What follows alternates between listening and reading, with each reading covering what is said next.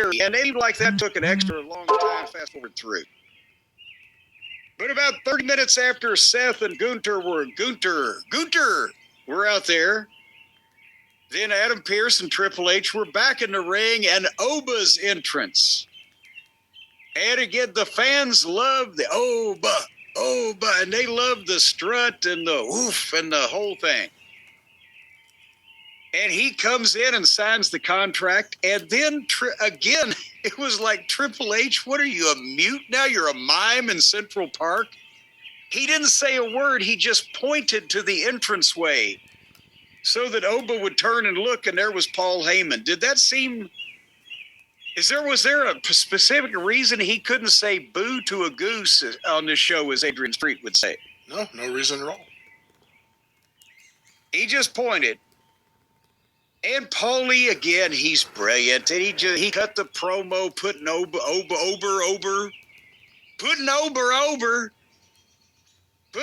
Femi over as the biggest thing in the WWE since Brock Lesnar.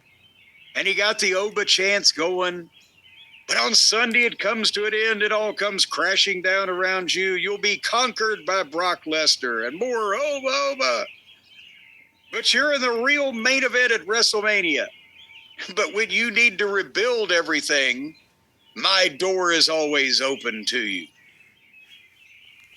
And then Oba responded, and I started liking it, and then I thought, oh, God, he skated right on the edge of going too long. And then, like a Carmine Salvino curveball, curving right back into the pocket in the crucial 10th frame of the bowling championship, I believe he brought it back into the middle and knocked it. He hit a strike with it. He can talk. I was afraid he was starting to get too verbose for a guy that should be that beastly at all about the action. You know, we didn't want to get into Fraser Crane territory like with Keith Lee, when he was just ridiculous. But Oba kind of nailed this, and since he is a foreigner of some description, with the accent, you know, he can be a little flowery with the language. The wounds would heal, but the emotional scars will live forever.